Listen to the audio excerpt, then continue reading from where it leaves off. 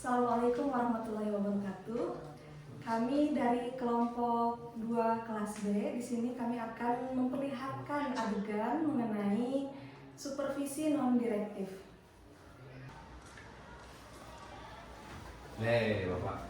Assalamualaikum. Apa kabar, Bapak? Alhamdulillah baik. Bagaimana kabarnya, Pak? Alhamdulillah baik sih.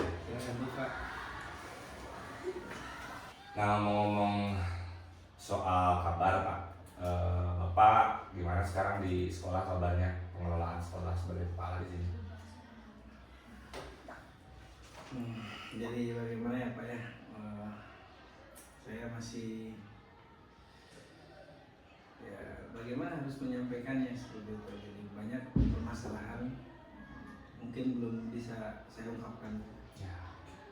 Supervisi non-direktif ini merupakan supervisi yang sifatnya lebih humanistik, mengalir, artinya tidak terlalu menjudge salah satu dari guru ataupun dari kepala madrasah, dan juga nanti solusinya dicari bersama-sama.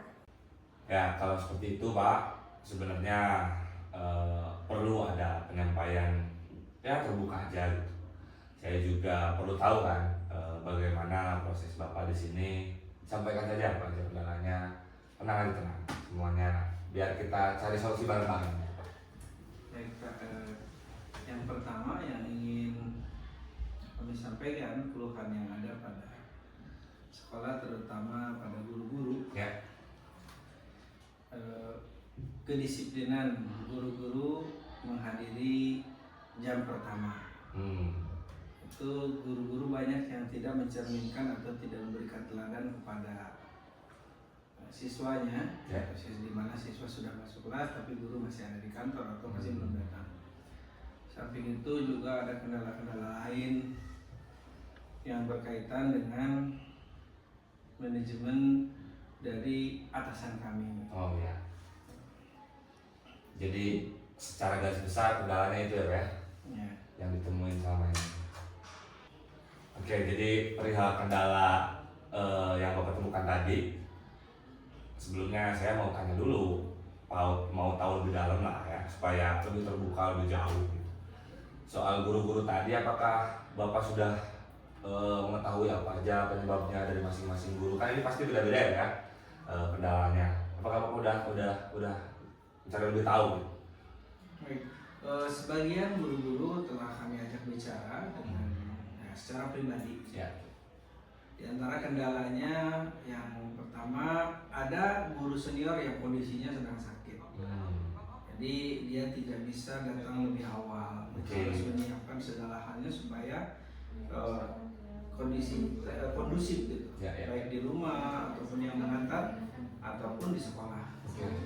Kemudian ada juga guru yang memang jaraknya jauh. Memang jaraknya jauh, sekitar setengah sampai 1 jam dari rumah sampai ke sekolah. Kemudian di samping itu juga ada guru-guru yang memiliki kesibukan seperti memiliki anak, harus antar dulu anak ke sekolah, antar jemput, sehingga untuk hadir tepat waktu di sekolah itu memang sangat sulit, Pak. Kira-kira solusi apa nih, Pak? Pendekatan apa yang lebih pas untuk kita menghasilkan kedisiplinan di sekolah ini?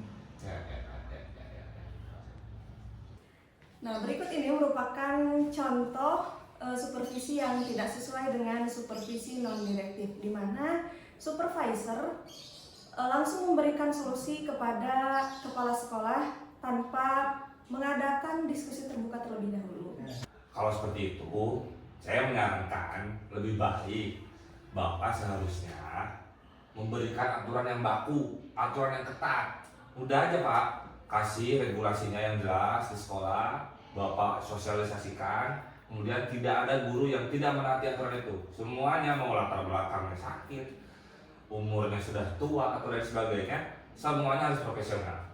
Jadi semuanya bisa melakukan kinerja yang baik buat sekolah, Pak. Menurut saya seperti itu.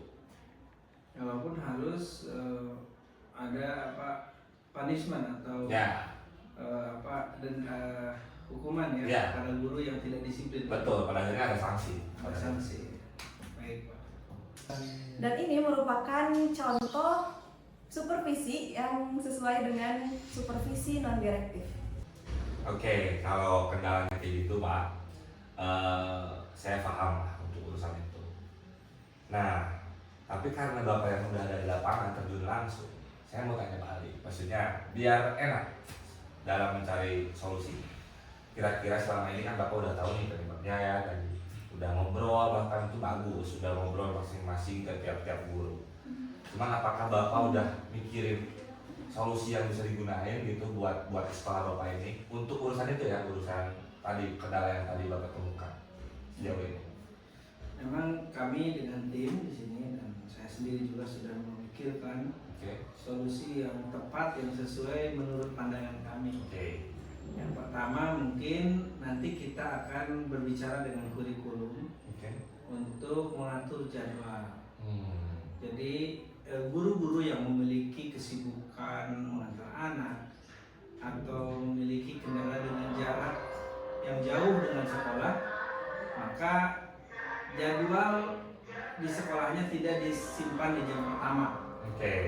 Dengan resiko dia harus datang mungkin ya misalnya harusnya penuh di hari Selasa. Nah, nanti mungkin jadi ada 2 hari dengan hari Rabu tapi ditaruh di jam ke-4, ke-5 atau ke-5, ke-6 seperti itu Pak.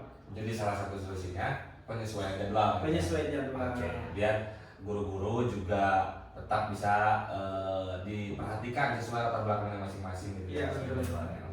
Bagus Pak, bagus. Baik Bapak, terima kasih atas saran dan masukannya, atas kunjungannya. Solusi yang kita bicarakan bersama tadi untuk kendala yang kami hadapi selama ini akan kami coba laksanakan. Dan nanti setelah dilaksanakan beberapa bulan saya akan melaporkan kembali kepada Bapak. Semoga ini menjadi solusi terbaik bagi sekolah kami Pak. Saya berharap kita tetap melakukan sharing lah ya ke depannya Pak. Tenang aja, terbuka. Saya melakukan supervisi ini, penilaian ini akan terus dilakukan. Cuman ya kita pendekatannya biar enak, terus melakukan komunikasi tidak hanya di darat lah ya. Kita via udara juga bisa nanti. Kalau ada apa-apa bisa dihubungi saja Pak ya. Saya menyudahi kunjungan ini, mungkin saya mau pulang dulu. Ada urusan lagi di sekolah lain Pak. Terima kasih sambutannya Pak. Terima kasih sekali. Ya. Yang tadi adalah contoh supervisi non direktif dengan antara supervisor dengan kepala sekolah. Sekarang adalah contoh supervisi non direktif antara supervisor dengan guru madrasah. Waduh, Pak Idris. Kemana aja ini Pak Idris? Ada aja di sekolah ini belum kemana-mana? Belum Pak. Aduh, saya baru kesini lagi nih, udah lama gak kunjungan. Pak Idris tuh udah berapa tahun sekarang di sini ngajar? Saya di sini alhamdulillah berjalan yang ke-4 tahun. Oh, alhamdulillah. Ya. Kita ngobrol-ngobrol sharing aja lah ya. Kita kalau ada kendala-kendala apa-apa jangan sungkan untuk ngobrol lah. Waduh, udah 4 tahun ya Pak Idris ya. 4 tahun udah lama di sini. Cuman gini, selama di sini gimana Pak Idris, betah? Ya pasti ada bertanya, ada senang, ada keluh kesah gitu Pak. Ya. Bisa diceritain lah kenapa gimana di sini gimana? Kalau bercerita tentang keluh kesah, menjadi guru itu kan sekarang dibebani dengan banyak administrasi Pak. Sedangkan kan kita untuk mempersiapkan materi harus lebih maksimal. Jadi waktu kita sangat terkuras untuk menyiapkan administrasi. Sulit membagi waktu ya Pak ya? Iya. Terus selain itu ada lagi? Paling di dalam kelas ada beberapa siswa ya sekarang kan masuk kepada generasi gadget Pak. Oh iya, betul. Ada saja siswa yang agak bandel gitu. Itu ya. Jadi kita harus bisa menyikapi perubahan-perubahan ini. Ya. Tapi walau begitu mungkin ada ya senang-senangnya di sini gitu, betah-betahnya 4 tahun loh Pak Bapak di sini. Alhamdulillah. Kalau senangnya itu saya dengan guru-guru sangat bersahabat gitu ya. Kerjasamanya yang sangat baik dan juga dari pihak kepala sekolah sangat royal lah kepada guru-guru, tidak membeda-bedakan. Wah hebat ya kepala sekolahnya luar biasa. Pak Acep ya kepala sekolahnya? Ya, Luar biasa Pak Acep. Oke, Acep. Dalam supervisi non-direktif, supervisor menyesuaikan pertanyaan dialog sesuai dengan narasumber yang dihadapinya. Oke, beban administrasi ya Pak ya? Ya itu sih ditemuin di banyak sekolah juga sih. Cuman tenang, urusan itu sebenarnya sekarang harusnya selesai karena Pemprov sekarang kan pemerintah juga udah bicara soal itu. Insya Allah ke depan hal-hal yang memberatkan guru di urusan administrasi itu harusnya selesai. Jadi tenang aja Pak Ya, ya. alhamdulillah ya Pak, saya juga melihat dari informasi dari internet Ya, tentang masalah administrasi akan segera diringankan. iya. Jadi tenang aja urusan itu insya Allah lah semuanya selesai. Cuman ini nih urusan kenakalan remaja kan tiap sekolah beda ya. Ya.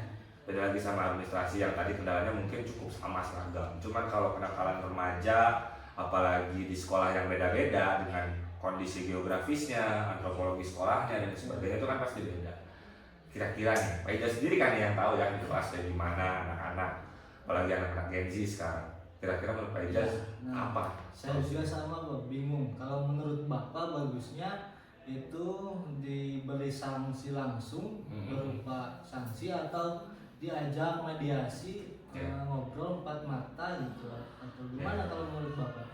Ya kalau lihat anak zaman sekarang sebenarnya kalau secara karakter ya anak-anak zaman sekarang itu mereka karena banjir informasi dari media sosial seringkali memang punya banyak informasi dari luar. Jadi penakalan-penakalan mereka itu kayak udah ada counternya gitu Pak mereka tahu gitu ini kita nakal kayak gini harus diajak ngobrol, jangan langsung dihukum. Biasanya kan sekarang anak-anak zaman sekarang juga ada disebut-sebut agak lemah ya dari segi fisik dan sebagainya, beda lah perlakuannya. Jadi kayaknya kalau saya pribadi nih kalau jadi bapak di kelas ya mungkin bisa sama-sama mediasi lah. Mediasi. Mungkin itu. Tapi selama ini Pak Ijaz udah ngelakuin apa kira-kira? Kalau selama ini saya diajak mediasi empat mata. Ada salah satu contoh kasus itu ternyata ada masalah di keluarganya. Oh ya, salah satunya kayak gitu ya. Ya. Urusan keluarga dan sebagainya. Tapi kira-kira lah menurut Pak Ijaz ngobrol sama guru-guru lain yang enak tuh kira-kira ngasih sanksi secara ketat atau yang mediasi menurut Pak Ijaz? Kalau menurut saya ya, dilihat dulu dari bobot Oke. kenakalannya ya. Ya. Kalau masih bisa ditangani dengan mediasi dan juga kita lihat perkembangan ke depannya, ya cukup kita dengan mediasi. Kalau tidak ada Ngobrol mediasi ya kita langsung dengan sanksi gitu. sanksi. Oke. Jadi melihat dulu itu ya. Ya udahlah, insya Allah nanti mungkin ke depan saya ngobrol lagi sama bidang kesiswaan, bidang kurikulum dan sebagainya, kepala sekolah mungkin bila perlu nanti kita ngobrol-ngobrol bareng lagi. Jadi biar Pak Ijaz juga sama-sama terbuka lah ya kita semua ya urusan keberlangsungan Pak Ijaz terutama sebagai pengajar di sini. Dan ada kendala yang lain kan Pak ya? Alhamdulillah Pak. Ya, alhamdulillah. Sehingga supervisor dapat memberikan saran secara tidak langsung bahkan saat makan siang ataupun kopi break. Waduh, nikmat ini Pak, nikmat ini kopi. Enak sekali. Kenapa di Nah, siap Pak. Itu Ben. Pak, siap. Nanti Pak ini. Saya kacau aja. Pasti dengan saya pacul lah.